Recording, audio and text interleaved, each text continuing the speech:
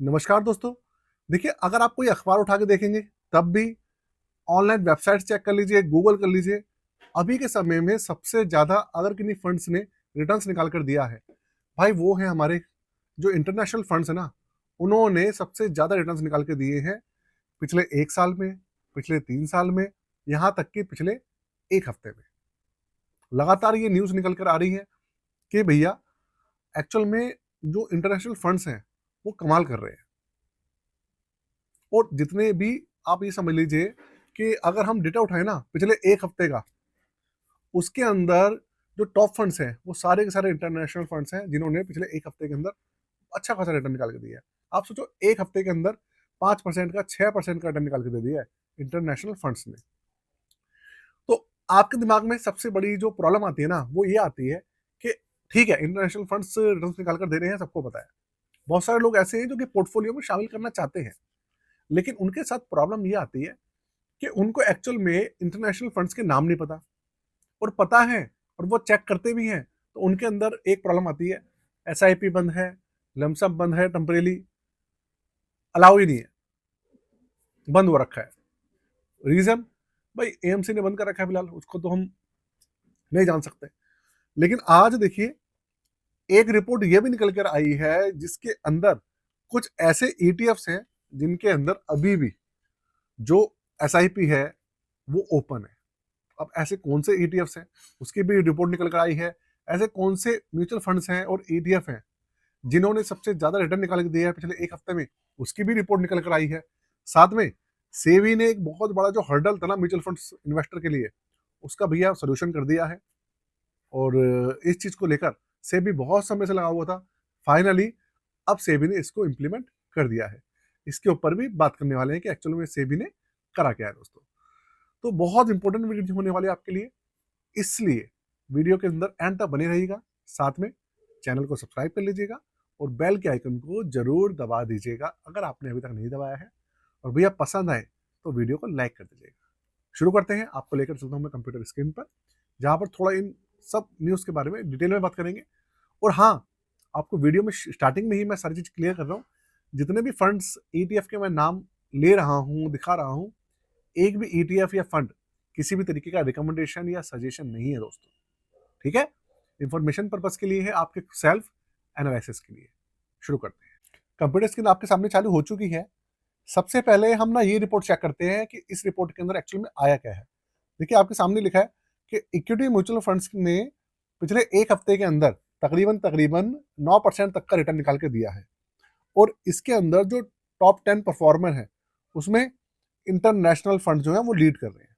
मतलब 10 फंड जो है ऐसे जिन्होंने काफी अच्छा रिटर्न दिया है ए वीक के अंदर, उनमें ज्यादातर इंटरनेशनल फंड्स हैं। क्लियर है? कौन कौन से फंड्स हैं चेक करते हैं। तो अब अगर आप देखेंगे तो 9% तक का रिटर्न निकल के आया है। 585 फंड्स इन्होंने चेक करे थे, जिसके अंदर एस भी हैं और आपके ईटीएफ वगैरह भी हैं और म्यूचुअल फंड भी हैं, सब मिलाकर है। तो इसके अंदर जो टॉप 10 परफॉर्मर निकल के आए हैं, वो देखो, सबसे पहले जो फंड है वो है Nippon India Taiwan equity fund और Invesco India, Invesco global consumer trends FOF. इन फंड्स ने 8.69 और 8.01% का रिटर्न निकाल के दिया है इन दोनों फंड्स ने। एक्चुअल में एक फंड है और दूसरा एफओएफ है, मतलब दोनों म्यूचुअल फंड्स ही हैं, लेकिन एक एफओएफ है और एक नॉर्मल फंड है। आप सोचिए, 1 हफ्ते के अंदर 8% का रिटर्न है ना, 8% से ऊपर। और अगर आप निफ्टी 50 चेक करेंगे तो उसके अंदर large cap, mid cap, small cap, आप कोई सा भी उठा के देख लो, मैक्सिमम फंड्स या तो माइनस में है अभी भी, और जो माइनस से निकल कर आ गए हैं वो भी पूरे साल में भी उन्होंने 8% का रिटर्न निकाल कर नहीं दिया है मैक्सिमम फंड से। आप उठा के चेक कर लीजिएगा, इस तरीके की कंडीशन है अभी। चलिए, अच्छी बात यह है कि कंडीशन सुधर रही है, निफ्टी 50 के अंदर रिकवरी है, सेंसेक्स में रिकवरी है, अच्छी बात यह है। आगे चलते हैं। आगे के जो फंड्स है भाई, उसका नाम है DSP world mining overseas equity omni FOF. इस फंड ने 6.23% का रिटर्न निकाल दिया है ना, कमाल की बात। अब देखिए, मैं इन फंड्स के ना कोई रिव्यू नहीं कर रहा हूँ, कोई डिटेल में नहीं जा रहा हूँ, फंड कौन सा है, किस तरीके का उसके अंदर पोर्टफोलियो है, मैं कुछ नहीं बात कर रहा, मैं सिर्फ बात कर रहा हूँ, आपके सामने रिपोर्ट पेश कर रहा हूँ। और ये सारे के सारे ना इंटरनेशनल फंड्स हैं। इसके अलावा Mirae asset, NYSE FANG plus ETF FOF। आपने मेरे से इस फंड के बारे में कल मैंने वीडियो डाली थी, आपने काफी कुछ सुना था। मैंने आपको बताया था ये ऐसा फंड है जिसने पिछले 3 साल के अंदर 60% से ऊपर का CAGR निकाल के दिया है। ये वही फंड है। तो भाई इसने पिछले एक हफ्ते में 5.5% का रिटर्न निकाल के दिया है, पिछले एक हफ्ते में। इसके बाद ICICI prudential strategic metal and energy fund, equity fund, इसने पिछले एक हफ्ते में करीबन 4.94% का रिटर्न निकाल के दिया है। इसके अलावा 2 US बेस्ड फंड है, एक है एडलवाइस US टेक्नोलॉजी फंड और एक है Mirae asset S&P 500 top 50 ETF FOF। दोनों म्यूचुअल फंड्स हैं और एक ने दिया है 4.70% का रिटर्न और एक ने दिया है 4.67% का रिटर्न, है ना भाई, कमाल की बात। और एक है HSBC ब्राजील फंड, इस फंड ने 4.58% का रिटर्न निकाल के दिया है। आप सोचो कि कमाल कर रहे हैं भाई ये सारे की सारी चीजें। एक फंड और है Mirae asset global electric and autonomous vehicle equity passive FOF। अब आप कहेंगे भाई इतना लंबा नाम, भाई अब है लंबा नाम तो लंबा नाम है, क्या कर सकते हैं। एक है DSP US specific equity omni FOF। इस फंड ने एक ने दिया है 4.41% का रिटर्न और दूसरे ने दिया 3.82% का रिटर्न, दोनों फंड्स के। मतलब आप ये सोचो कि भाई सबके रिटर्न 3.5%, 4.25% से ऊपर ही है जितने भी है। तो भैया ये रिपोर्ट थी आपके सामने, जो आपके सामने क्लियर दिखा रही है कि 585 इक्विटी म्यूचुअल फंड जो इंडिया के अंदर हैं, उनके अंदर टॉप 10 परफॉर्मर जो है वो सारे के सारे जो लीड कर रहे हैं वो सारे के सारे इंटरनेशनल ETF और म्यूचुअल फंड्स हैं। अब इसके बारे में आपका क्या कहना है, मुझे कमेंट बॉक्स के अंदर जरूर बताइएगा। आपका इंटरनेशनल फंड्स के बारे में क्या आपकी राय है, ये जरूर बताइएगा। क्या आप उनको अच्छा समझते हैं, बुरा समझते हैं, ये बताइएगा मुझे। आगे चलता हूँ, अब बात करते हैं सेबी ने एक्चुअल में जो चेंज करा है वो करा क्या है, जिससे कि जो म्यूचुअल फंड इन्वेस्टर है उसके लिए काफी ना जो राहें हैं वो सुगम हो गई है। पहले क्या प्रॉब्लम थी और अब क्या सॉल्यूशन कर दिया है सेबी ने, उसके ऊपर थोड़ा सा बात करते हैं। देखो भाई ऐसा था कि पहले ये कहानी थी कि अगर आपके पास म्यूचुअल फंड है और आप अपने सामने वाले किसी दोस्त को, रिश्तेदार को म्यूचुअल फंड्स के जो यूनिट है वो देना चाहते हैं, मतलब एज ए गिफ्ट देना चाहते हैं, तो उसके अंदर कहानी क्या थी, एक तो रूल और रेगुलेशन काफी ज्यादा कड़े थे। तो और साथ में ना एक कहानी और थी कि आप सामने वाले को जो म्यूचुअल फंड के यूनिट्स थे वो डीमेट फॉर्मेट में ही दे सकते थे, और साथ में जो सामने वाला था उसको भी भैया उसके पास पैन कार्ड होना जरूरी है, ऐसा वैसा बहुत सारी चीजें थी। साथ में वो माइनर होना जरूरी, माइनर होता तो नहीं ले सकता था, ये सब चीजें थी। तो इन सब चीजों को लेकर सेबी जो है धीरे धीरे सब चीजें सुगम कर रही है, उसका जो राह है वो आसान कर रही है। अब इसके अंदर सेबी ने सबसे पहले क्या करा है, सबसे पहले जो प्रॉब्लम थी कि भैया जो डीमेट अकाउंट फॉर्मेट में ही आप दे सकते हो, वो प्रॉब्लम सोल्यूशन कर दिया है। होता क्या था कि अगर आप डीमेट, आपके जो म्यूचुअल फंड के यूनिट्स हैं उनको पहले आपको SOA फॉर्मेट से डीमेट फॉर्मेट में करना पड़ेगा और उसके बाद उसको आप ट्रांसफर कर सकते थे सामने वाले के पास।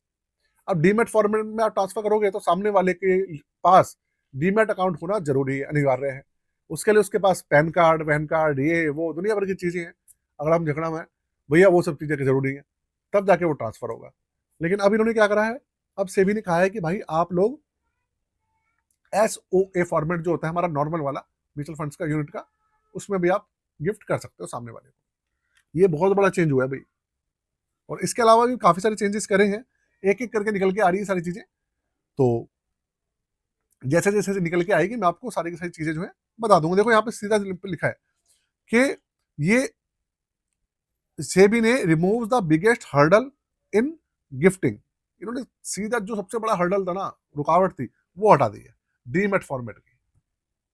अब चलो एक के बाद एक भाई सेबी लगा हुआ है इन सब चीजों करने में, तो सराहना करते हैं हम सेबी की। और भैया अच्छी बात है, सारी चीजें ओपन होती जा रही हैं। अब इसके बाद अब हम बात करने वाले हैं उन ग्लोबल ETFs की जिनके अंदर अभी भी जो SIP का ऑप्शन है वो अनेबल है, क्लोज नहीं है। अब वो कौन से हैं, उनके मैं आपको एक एक करके नाम बता रहा हूँ, रिपोर्ट दिखा रहा हूँ पूरी की पूरी किसी भी तरीके का रिकमेंडेशन या सजेशन नहीं है दोस्तों, फिर से बता रहा हूँ मैं आपको। कभी आप सोचे भैया कि इन सब चीज़ों का है, ऐसा बिल्कुल भी नहीं है। क्योंकि देखो ऐसा होता है कि हमारा काम है आपको बताना, क्योंकि हम लोग बैठे किस लिए, इसलिए बैठे हुए हैं। लेकिन आपका पैसा है भाई, हमारी जिम्मेदारी है आपको सचेत करना इन सब चीज़ों में। क्योंकि आप लोग करते क्या है, सोचते नहीं है, समझते नहीं है, बस डिसीजन लेते हैं। भाई डिसीजन नहीं लेना चाहिए ऐसे, सोच समझ के एनालिसिस करने के बाद ही डिसीजन लेना चाहिए। तो ये 6 ग्लोबल ईटीएफ हैं जो कि अभी भी एसआईपी वगैरह उनके अंदर अनेबल है। अब कौन कौन से हैं वो जान लेते हैं। ये है Mirae asset Hang Seng tech ETF, ये मिराई असेट वालों का है, एक टेक ईटीएफ है ये। और ये सारे के सारे एक्सचेंज ट्रेडेड फंड है, ये म्यूचुअल फंड्स नहीं है, इस चीज का ध्यान रखिएगा। एक है Mirae asset NYSE FANG plus ETF, ये वही वाला ईटीएफ और फंड है जिसकी मैं बात कर रहा था आपसे अभी पहले। बस फर्क ये है कि ये वाला एक्सचेंज ट्रेडेड फंड है और मैं जिसकी बात कर रहा था वो एक म्यूचुअल फंड है। दोनों के रिटर्न्स वाला सेम है, दोनों के रिटर्न्स में फर्क नहीं है, ये मैं आपको पहले बता दूं। इसके अलावा एक और ईटीएफ है, वो है Mirae asset S&P 500 top 50 ETF. इसके अंदर भी जो SIP वाला ऑप्शन है वो भी चालू है। इसके बाद एक और फंड है जो कि मतलब 2 फंड है जो कि मोतीलाल ओसवाल वाले की तरफ से आते हैं। एक है मोतीलाल ओसवाल नैस्डैक 100 ईटीएफ और Motilal Oswal Nasdaq Q50 ETF. ये 2 हैं जिनका जो ईटीएफ वाला मतलब जो ऑप्शन है वो भी अनेबल है।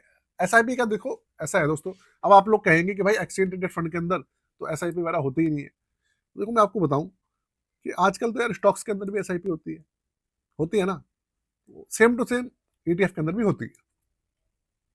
तो ये सब चीजें हैं। और कैसी लगी मुझे वीडियो जरूर बताइएगा, साथ में चैनल को सब्सक्राइब कर लीजिएगा और बेल के आइकन को जरूर दबा दीजिएगा दोस्तों, ठीक है ना। अपनी वीडियो को यही खत्म करते हैं आज के लिए। जय हिंद, वंदे मातरम।